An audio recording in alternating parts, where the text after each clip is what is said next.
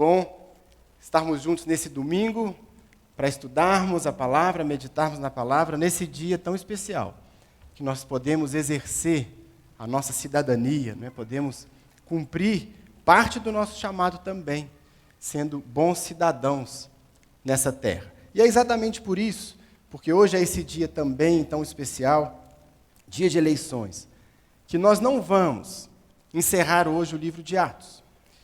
Você tem acompanhado conosco, há tantos meses nós estamos nessa caminhada no livro de Atos, e faltam apenas 2 versículos, né? Nós já estamos lá nos acréscimos, né, do segundo tempo.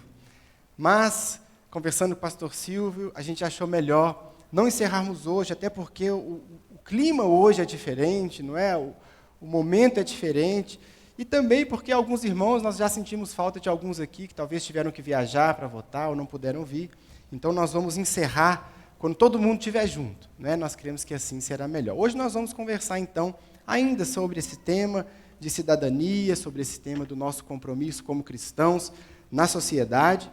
O pastor Silvio, na semana passada, nos trouxe uma palavra tão abençoada. Se você não estava aqui, eu quero te recomendar fortemente que você vá ao YouTube da Lagoinha Mineirão e assista a pregação da semana passada.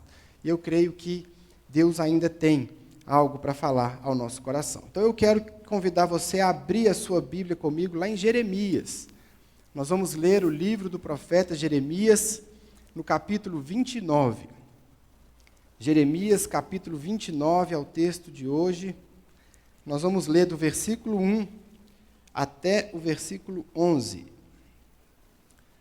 Livro do profeta Jeremias, capítulo 29, verso 1 até o 11. Todo mundo achou? Amém?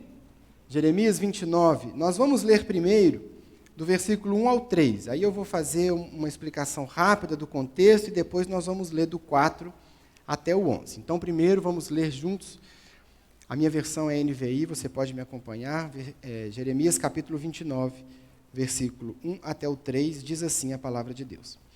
Este é o conteúdo da carta que o profeta Jeremias enviou de Jerusalém aos líderes que ainda restavam entre os exilados, aos sacerdotes, aos profetas e a todo o povo que Nabucodonosor deportara de Jerusalém para a Babilônia.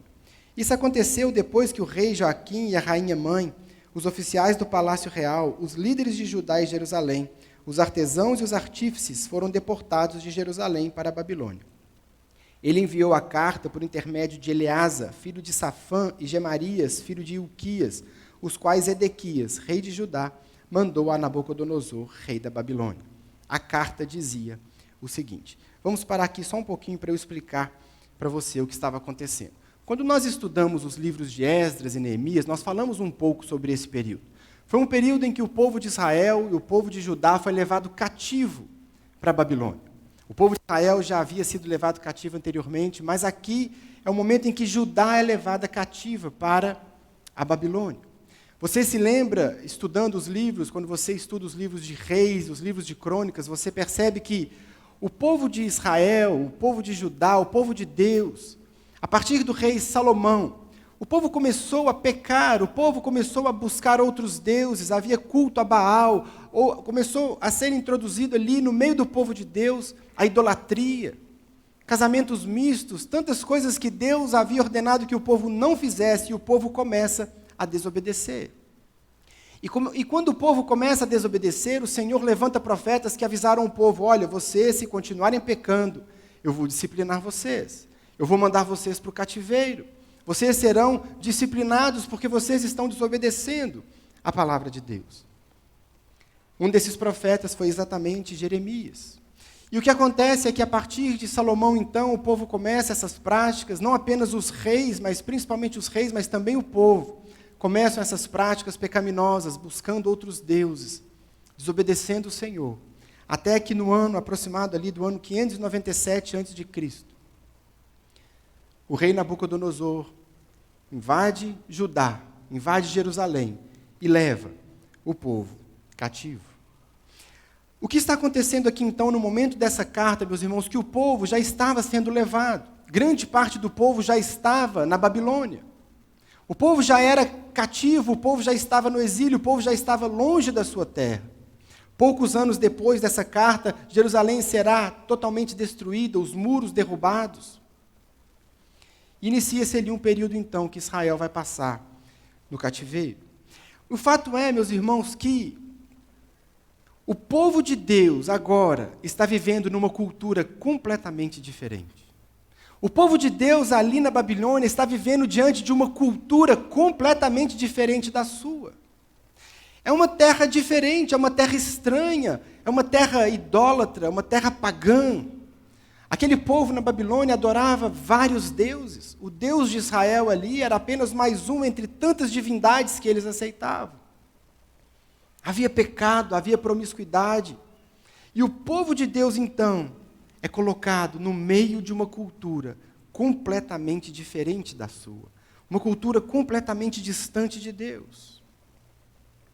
E o que acontece aqui, se você observa nos capítulos anteriores de Jeremias, é que nesse período, falsos profetas começam a se levantar. Falsos profetas se levantam e começaram a trazer mensagens que não eram mensagens de Deus. E eles diziam assim para o povo: olha, fiquem tranquilos, porque o Senhor vai nos tirar daqui. O Senhor vai nos livrar daqui em pouco tempo. O Senhor vai nos abençoar. No capítulo 28 mesmo, o falso profeta Ananias diz: assim diz o Senhor dos Exércitos, Deus de Israel, quebrarei o jugo do rei da Babilônia. Em 2 anos trarei de volta a esse lugar todos os utensílios do templo do Senhor. E ele segue dizendo tantas coisas que o Senhor não estava dizendo para o povo de Deus. Portanto, diante desses falsos profetas que enganavam o povo, Deus leva então Jeremias a escrever essa carta que nós vamos ler. Deus inspira Jeremias a escrever uma carta para ensinar o povo como deveria viver, como deveria se posicionar naquela terra estranha. É uma carta que ensina o povo qual é o desejo de Deus durante aquele período que eles estariam no exílio. E, irmãos, essa carta que nós vamos ler, ela fala também comigo e com você. Porque assim como o povo judeu, naquela terra distante, eu e você, hoje, também estamos numa terra distante. Nós não estamos no nosso lar. Nós não estamos na nossa pátria. Nós não estamos no lugar definitivo que Deus tem para mim e para você. Aqui não é o nosso lar. Portanto, assim como o povo ali foi colocado numa cultura pagã, numa cultura idólatra, numa cultura pecaminosa, assim como o povo judeu foi obrigado a lidar com aquela realidade, eu e você também, nesse período que nós vivemos, enquanto aguardamos a vinda do Senhor, enquanto aguardamos o estabelecimento do reino, nós também estamos em terra estranha. Nós também estamos numa cultura estranha. Nós também estamos diante de uma cultura tão distante, tão diferente da palavra de Deus e da sua vontade. Alguns versículos nos mostram isso. Filipenses 3:20, pastor Silvio falou bem sobre esse versículo semana passada. Paulo está escrevendo assim: a nossa cidadania, porém, está nos céus, de onde esperamos ansiosamente um Salvador, o Senhor Jesus Cristo. A nossa cidadania está no céu. Pedro, escrevendo a sua primeira carta, capítulo 2, verso 11, amados, insisto em que, como estrangeiros e peregrinos no mundo, vocês se abstenham dos desejos carnais que guerreiam contra a alma. Como estrangeiros e peregrinos no mundo, é isso que somos. Essa é a nossa realidade. E, por último, o escritor da carta aos Hebreus, capítulo 11, verso 13, todos estes ainda, falando dos heróis da fé, todos estes ainda viveram pela fé e morreram sem receber o que tinha sido prometido. Viram-nas de longe, e de longe as saudaram, reconhecendo que eram estrangeiros e peregrinos na terra. Assim também, meus irmãos, eu e você, durante esse período que nós vivemos, nós também somos peregrinos, nós também somos estrangeiros. Estamos numa terra estranha, estamos numa cultura diferente, estamos num lar que não é o nosso lar definitivo. Portanto, nós também precisamos aprender com essa carta. A carta que Deus escreve ao judeu no exílio é a carta para mim e para você, para nos ensinar como nós devemos viver a nossa vida aqui, até que o rei venha e estabeleça o seu reino, e até que a gente volte para o nosso lar definitivo. Por isso, vamos ler então os versículos 4 a 11 e aprendermos o que o Senhor tem para falar com cada um de nós. Versículo 4, então, do capítulo 29 de Jeremias. Assim diz o Senhor dos Exércitos, o Deus de Israel, a todos os exilados que deportei de Jerusalém para a Babilônia. Construam casas e habitem nelas. Plantem jardins e comam dos seus frutos. Casem-se e tenham filhos e filhas. Escolham mulheres para casar-se com seus filhos e deem as suas filhas em casamento, para que também tenham filhos e filhas. Multipliquem-se e não diminuam. Busquem a prosperidade da cidade para a qual eu os deportei e orem ao Senhor em favor dela, porque a prosperidade de vocês depende da prosperidade dela. Porque assim diz o Senhor dos Exércitos, o Deus de Israel: não deixem que os profetas e adivinhos que há no meio de vocês os enganem. Não deem atenção aos sonhos que vocês os encorajam a terem. Eles estão profetizando mentiras em meu nome. Eu não os enviei, declara o Senhor. Verso 10. Assim diz o Senhor: quando se completarem os 70 anos da Babilônia, eu cumprirei a minha promessa em favor de vocês, de trazê-los de volta para esse lugar. Porque sou eu que conheço os planos que tenho para vocês, diz o Senhor. Planos de fazê-los prosperar e não de lhes causar dano. Planos de dar-lhes esperança e um futuro. Até aí. Irmãos, então nós precisamos, e vamos repassar aqui esses versículos, para aprendermos o que o Senhor quer ensinar para mim e para você.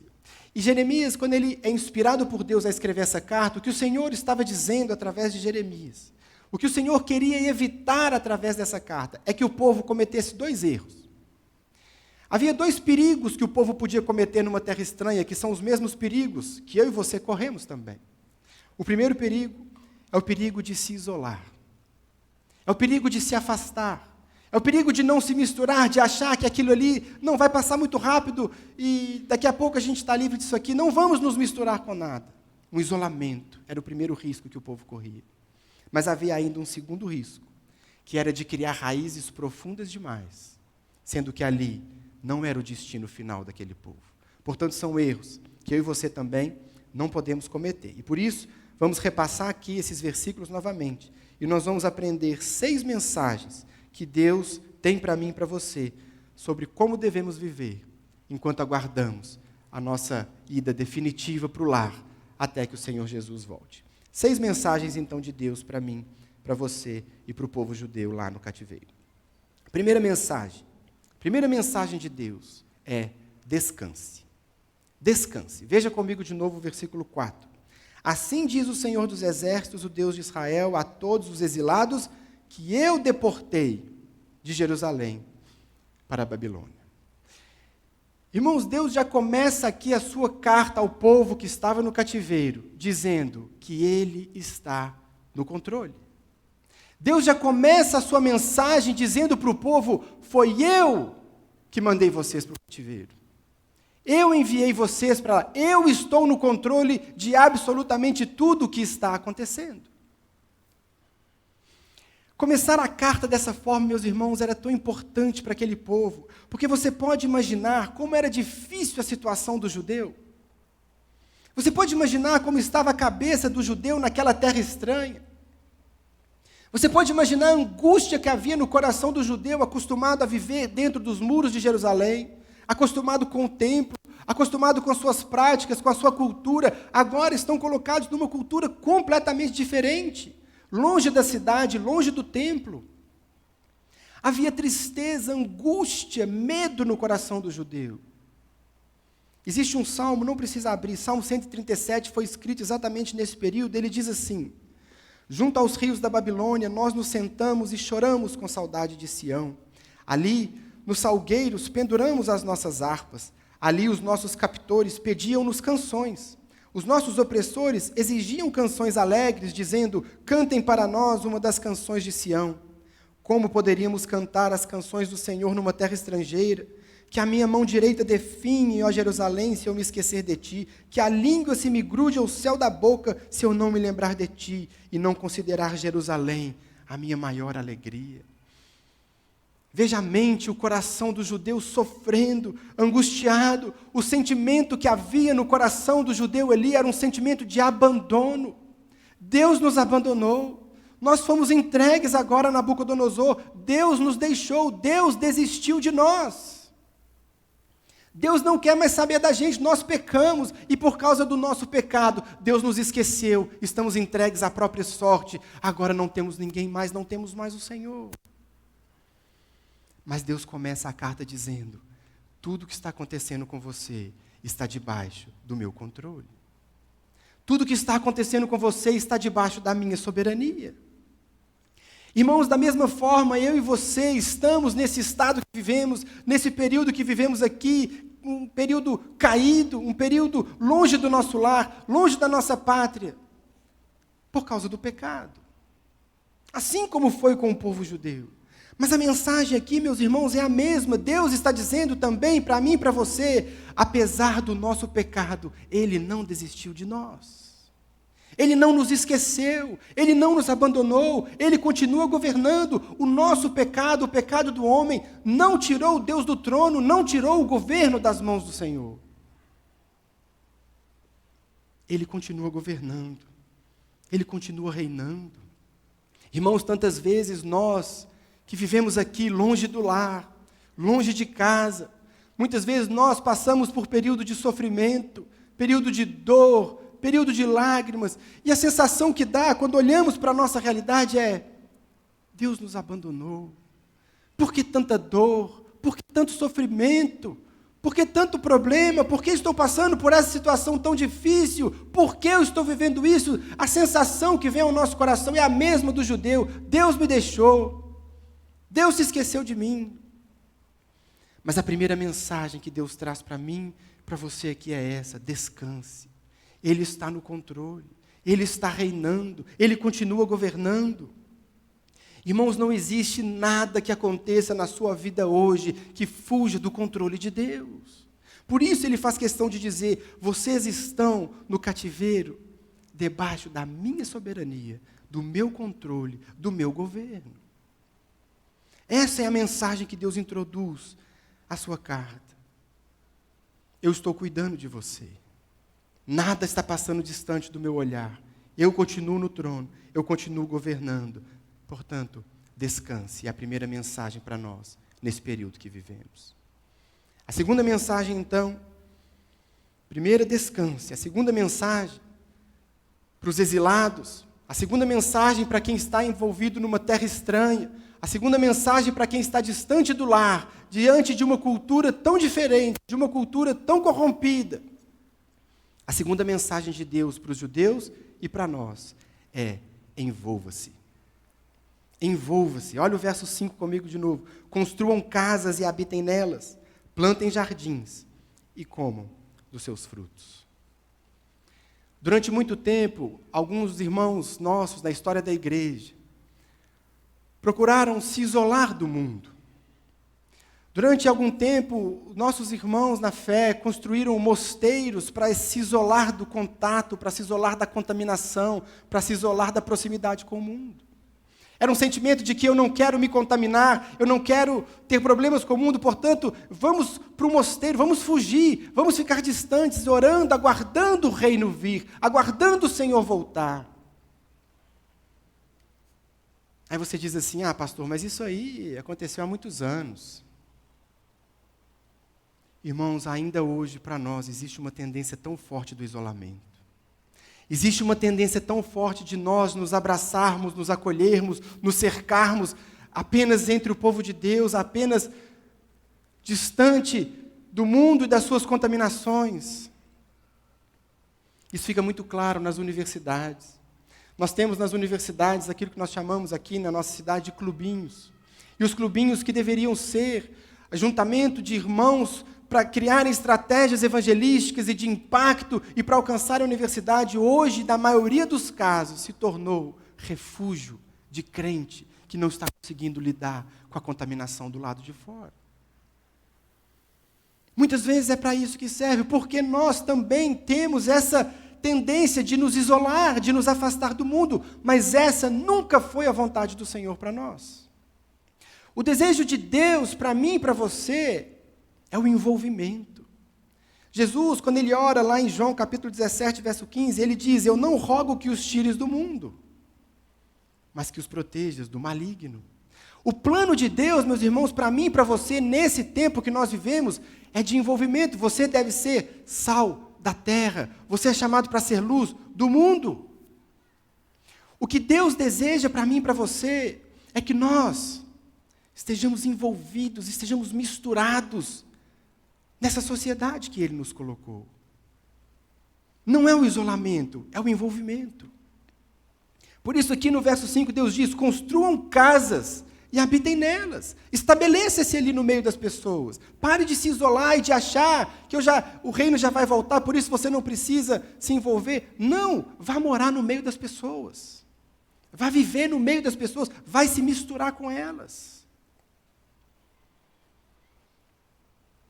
Construam casas e habitem nelas, plantem jardins e comam dos seus frutos. Isso fala de trabalho. Vai para o mercado de trabalho, vai se envolver. Vai para uma faculdade. Coma do seu fruto, desfrute da sua renda, vai para o shopping, vai fazer compras, vai no cinema, vai no teatro. Irmãos, o que nós precisamos entender é que o plano de Deus para nós é que o seu povo esteja misturado, o seu povo esteja envolvido, não isolado e nunca afastado. Construa casas, viva como uma pessoa comum. Nós, irmãos, os crentes, nós não somos anjos que ficam pairando aí nessa cidade. Não, nós somos pessoas comuns, vivemos a vida real da cidade, vivemos o dia a dia. Vivemos a realidade como todas as outras pessoas. Mas sem nunca nos esquecer que enquanto estivermos inseridos, misturados, ocupando espaços, ocupando empresas, ocupando universidades, ali nós precisamos viver como verdadeiros cidadãos do céu. Esse é o propósito de Deus. Se você se isola, quem vai dar um bom testemunho? Se você se afasta, quem é que vai lá testemunhar do plano de Deus? Como as pessoas vão ver na universidade qual é o comportamento de um servo de Deus, de um cidadão do reino, no meio de uma universidade? É com o crente que está naquela universidade.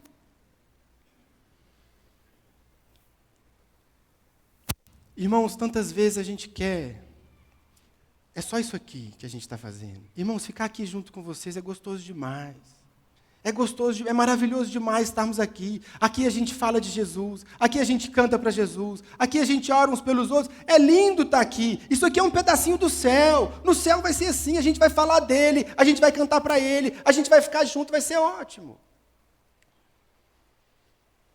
Quando o reino vier, quando Jesus estabelecer definitivamente o reino, vai ser assim. Mas esse dia ainda não chegou.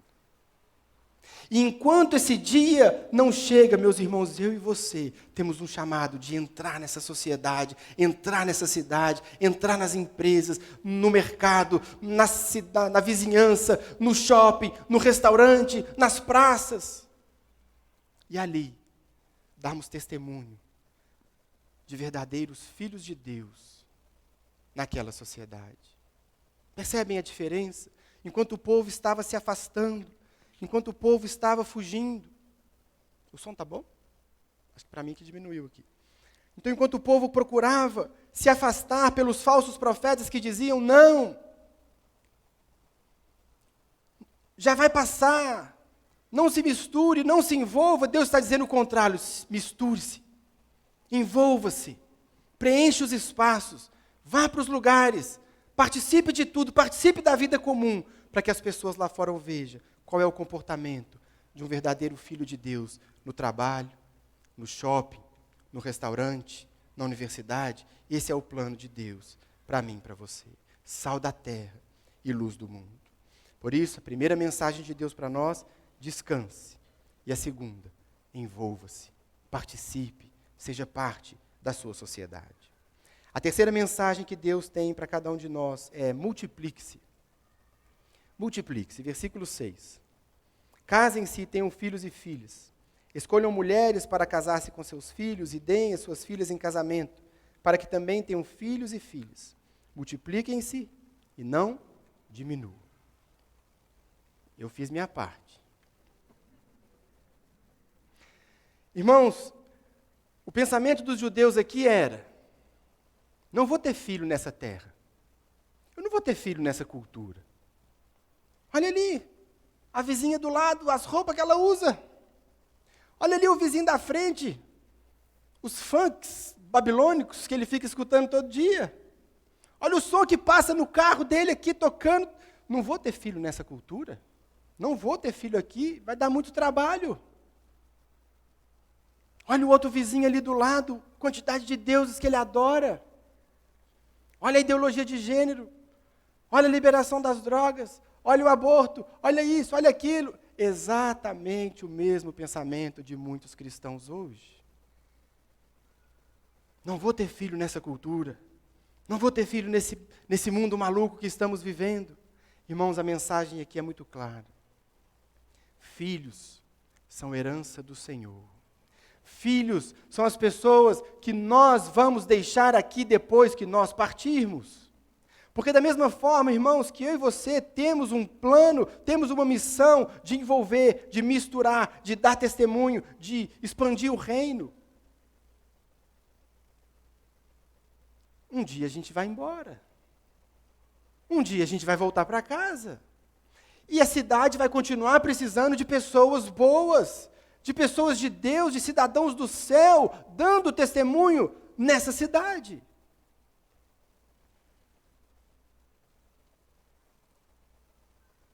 Eu não sei se você sabe, mas alguns estudos dizem que até o final desse século, o islamismo será a maior religião do mundo. Principalmente em virtude da taxa de natalidade, da taxa de fertilidade das mulheres muçulmanas. Exatamente porque tem muitos filhos, muito mais do que os ocidentais, do que os cristãos. Eles estão crescendo, estão causando impacto. Sabe, irmãos, eu não seria justo com você se eu te dissesse que às vezes não dá assim um frio na barriga. Eu não seria justo se eu dissesse que é fácil. E olha que a Elisa, minha mais velha, só tem 9 anos. 8 anos, vai fazer 9 meses que vem. Às vezes, irmãos, as perguntas que vêm, você tem que fazer igual Neemias, uma oração instantânea ali, Senhor, me dá graça. Dá trabalho. Tem que estudar a Bíblia, tem que conhecer, tem que sentar junto todo dia, tem que abrir a Escritura, tem que ler junto, tem que orar junto, tem que ensinar, tem que repetir, tem que falar de novo. Eu fico pensando, e quero me aconselhar com os que têm filhos adolescentes. Não é fácil. Não é fácil. Mas a mensagem aqui de Deus para nós, irmãos, é: não tenha medo. Não tenha medo. Irmãos, eu não tenho a menor condição aqui de dizer para você quantos filhos você deve ter, como deve ser o seu planejamento familiar. Isso vai de cada casal, vai de cada um. Mas uma coisa eu posso te dizer, muitos crentes hoje estão deixando de ter filhos, estão dizendo que nem querem ter filhos com medo da cultura, quando o nosso pensamento deveria ser o contrário. Nós vamos formar homens e mulheres que vão impactar a cultura. Esses meninos que estavam aqui à frente têm que ser objeto da nossa oração diária, porque nós oramos por eles, porque a próxima geração estará nas mãos deles, eles vão dar testemunho, eles vão pregar o evangelho, eles vão viver o reino lá fora. Nós teremos voltado para casa. E eles estarão aqui. Essa é a mensagem. Não tenha medo da cultura ao redor. Crie filhos, meu irmão. Crie filhos. Ensine a eles o caminho. Ensine a eles a palavra. Faça deles cidadãos do céu. E eles vão fazer a diferença nessa sociedade. Talvez se você não teve ou não tem a oportunidade de ter filhos naturais, nós também podemos aplicar isso para os nossos filhos espirituais. Pregue o evangelho, traga pessoas para o reino, ensine pessoas a darem testemunho, ensine pessoas a ensinarem a outros. E assim, meus irmãos, nós cumprimos o que Deus está dizendo para nós: multipliquem-se, não diminuam, porque nós precisamos deixar depois de nós aqueles que também farão a diferença. Essa é a terceira mensagem de Deus para nós. Descanse, envolva-se, multiplique-se. E a quarta mensagem é: abençoe. Abençoe. Versículo 7. Busquem a prosperidade da cidade para a qual eu os deportei e orem ao Senhor em favor dela, porque a prosperidade de vocês depende da prosperidade dela. Tem muito crente que pensa o contrário. Esse povo lá fora, Se der tudo errado para eles, é até bom que eles vão ver. Esses pecadores, esses corruptos. Irmãos, o que a palavra de Deus está nos ensinando aqui é exatamente o contrário. Nós devemos lutar e trabalhar pela prosperidade da nossa cidade, pela prosperidade da nossa nação, pela prosperidade do nosso país. O desejo de Deus, irmãos, para o seu povo, é que toda a sociedade seja abençoada, seja próspera, cresça, seja uma sociedade de paz, de alegria, de virtudes, porque o povo de Deus está presente ali. Isso que Deus espera de mim e de você. O cristão, meus irmãos, ele tem que ser o primeiro a se indignar com a injustiça, tem que ser o primeiro a se indignar com a corrupção, com os desmandos, com a violência. Nós devemos ser os primeiros a lutar por uma sociedade mais justa, por uma sociedade mais honesta, por uma sociedade onde todas as pessoas são valorizadas, respeitadas. O cristão tem que puxar essa fila, porque Deus está nos orientando aqui, lute, busque a prosperidade da cidade. Isso vale, meus irmãos, para o nosso país, como no dia de hoje, em que nós temos a oportunidade de votar. Por isso nós temos falado aqui e ensinado nas lives. Nós precisamos nos envolver com essas questões políticas, sim, porque isso impacta a vida do nosso povo. E o cristão tem que puxar essa fila. Nós não concordamos com a corrupção, nós não concordamos com a injustiça, e nós vamos lutar para que as leis sejam justas, para que o judiciário seja justo, para que a polícia seja justa. Isso é papel do crente na sociedade. A sociedade tem que prosperar e crescer porque o povo de Deus está no meio dela. Isso vale para o país, isso vale para a cidade, isso vale para a empresa que você trabalha. Lute pela prosperidade de todos, lute pelo direito de todos. Nós não podemos ser um povo que luta apenas pelo direito dos evangélicos, apenas pelo direito de culto, apenas pelo direito de reunião. Não! Nós lutamos pelo direito do pobre, oramos pelo direito dos que sofrem violência, oramos pelo direito dos que sofrem injustiça.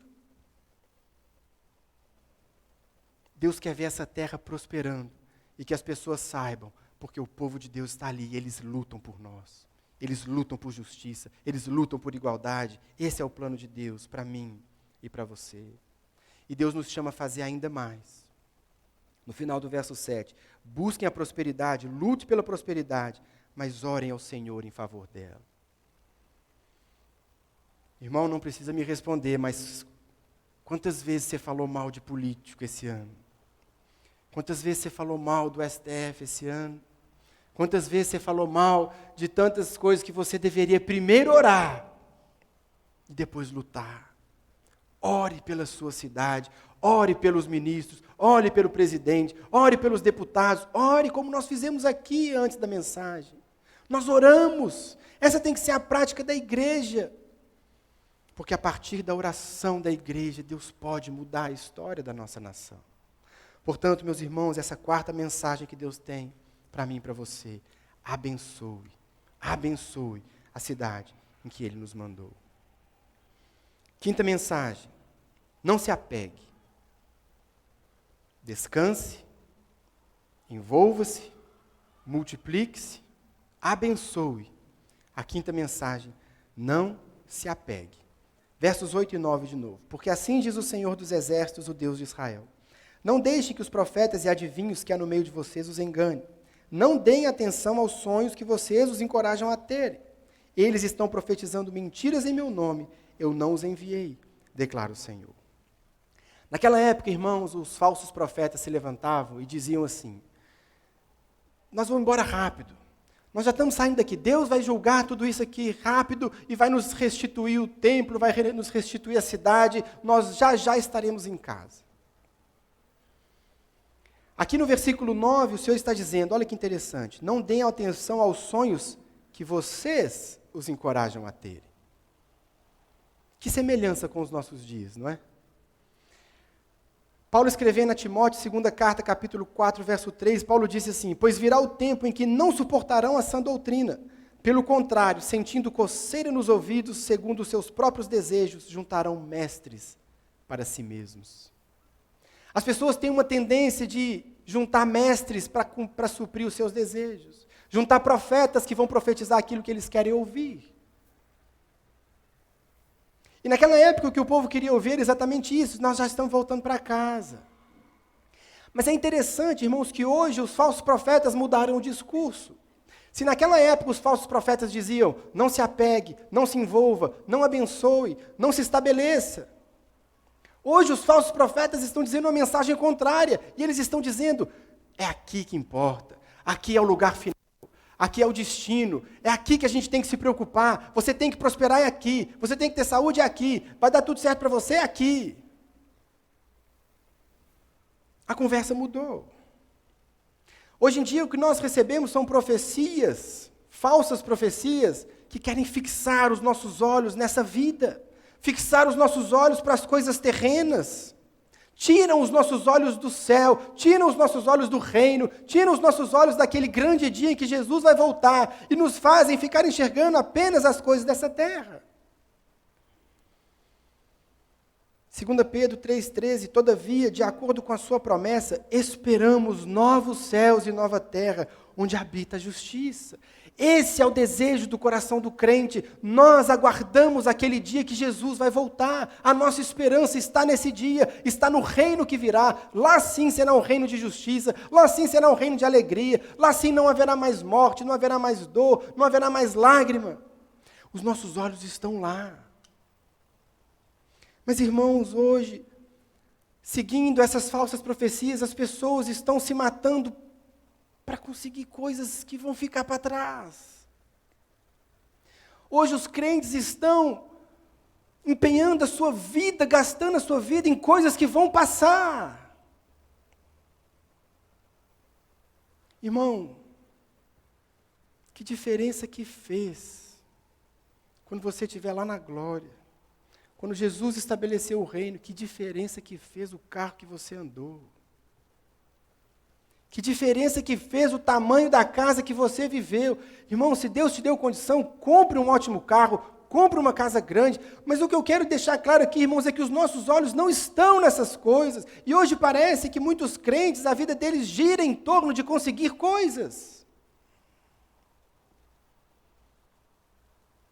Meu irmão, nós devemos estar mais preocupados em pregar o Evangelho, em dar bom testemunho, em de anunciar Jesus, de usar as nossas redes sociais, usar a tecnologia, usar os recursos, envolver na igreja, avançar com o reino. Isso deve ser o foco do crente, porque é isso que vai permanecer.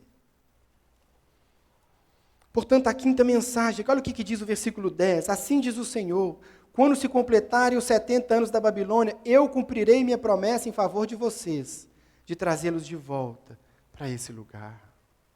Jesus está dizendo para mim e para vocês, no tempo certo eu vou voltar. Você não vai ficar aí para sempre. Esse período de sofrimento, esse período de lágrima, esse período de dor, esse período de injustiça que você está vivendo, esse período, irmãos, que nós vivemos, não é a nossa casa final. E Ele vai voltar, é isso que Ele está dizendo para o povo, no tempo certo, quando se completar o tempo, eu vou voltar e vou levar vocês para casa. Esse é o coração do crente. Esse é o coração do crente. Ele é um cidadão, sim, da cidade dos homens. Ele se envolve, ele participa, ele luta, ele briga, ele quer justiça, ele faz a diferença. Sem deixar de ser também um cidadão da cidade de Deus. Lá está o nosso coração, lá está o nosso olhar, lá está a nossa esperança. Lá está a nossa casa. Por isso, a mensagem aqui: não ouça os falsos profetas. Não se apegue demais às coisas daqui. Olhe para o reino, olhe para o rei, porque ele em breve vai voltar. Essa foi a quinta mensagem. E a sexta e última mensagem que Deus tem para nós nessa carta é: confie. Confie. Descanse, envolva-se, multiplique-se, abençoe, não se apegue. E por último, confie. Versículo 11. Porque sou eu que conheço os planos que tenho para vocês, diz o Senhor. Planos de fazê-los prosperar e não de lhes causar dano. Planos de dar-lhes esperança e um futuro.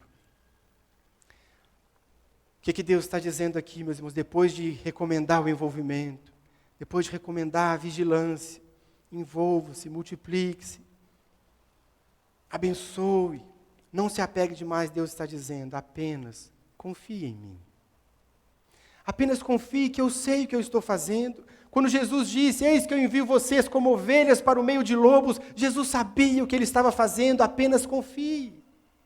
Confie no cuidado dele. Essa é a mensagem de Jeremias 29, verso 11, um texto tão conhecido de todos nós. O tempo da nossa peregrinação, meus irmãos, ele vai chegar ao fim. O tempo do nosso exílio vai chegar ao fim, nós não sabemos. Jesus pode voltar hoje, pode voltar no que vem, pode voltar daqui a 100 anos, nós não sabemos. Mas esse tempo vai passar, vai chegar ao final. No tempo certo, Ele virá nos buscar.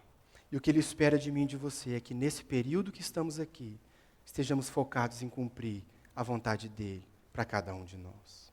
Essas são as 6 mensagens que Deus deixa para o meu coração e para o seu coração. É assim que Ele quer que a gente viva. É isso que Deus espera de cada um de nós. E, portanto, para a gente encerrar, eu queria fazer uma aplicação prática, lembrando, queria que você guardasse isso que eu vou te falar agora. De tudo isso que eu falei, de toda essa carta, versículo 4 ao versículo 11, a carta é maior, depois você lê com calma em casa. O que nós precisamos guardar no nosso coração e levar dessa mensagem? Especialmente em momentos como esse que vivemos, em que somos chamados a ser verdadeiros cidadãos na cidade dos homens. O que eu e você precisamos ter claro no nosso coração? 3 aplicações, bem rapidinho. Primeiro, aqui não é o nosso lar. Irmãos, nunca se esqueça disso. Aqui não é o nosso lar definitivo. O nosso lar vai chegar. Essa é a nossa esperança, essa é a nossa alegria. Aqui não é o nosso lar. Sempre que você estiver passando por um momento de luta, você estiver passando por um momento de lágrimas, um momento de sofrimento, sempre que as coisas parecerem complicadas para você, lembre-se, aqui não é o seu lar. Ele vai chegar, Jesus vem te buscar, no tempo certo Ele vai levar você para casa, Ele vai estabelecer o reino, Jesus está voltando, aqui não é o nosso lar. Esse é o primeiro ponto. Segundo, enquanto estamos aqui, nós temos uma missão. Aqui não é o nosso lar, mas enquanto Ele nos permite estar aqui, Ele pede, confie em mim, no tempo que você está aí, porque no tempo que você está aí, você tem uma missão a cumprir. Misture-se na sociedade, alcance espaços que ninguém alcançou, ocupe lugares que ninguém está ocupando, vá dar um testemunho no meio da sociedade. Misture-se, envolva-se. Dê testemunho de ser um cidadão do reino.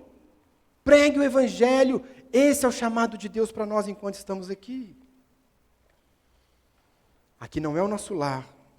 Enquanto estamos aqui, temos uma missão. E por último, enquanto cumprimos a nossa missão, não tire os olhos do seu verdadeiro lar. Trabalhe, meu irmão, pela sua cidade. Vote com consciência. Vote, não apenas exerça a sua cidadania hoje, mas a partir de amanhã, cobre daquele que você votou, cobre daqueles que foram eleitos, lute pela justiça, lute por igualdade, cumpra o seu chamado, mas nunca tire os olhos do céu. Nunca tire os olhos do reino que está vindo.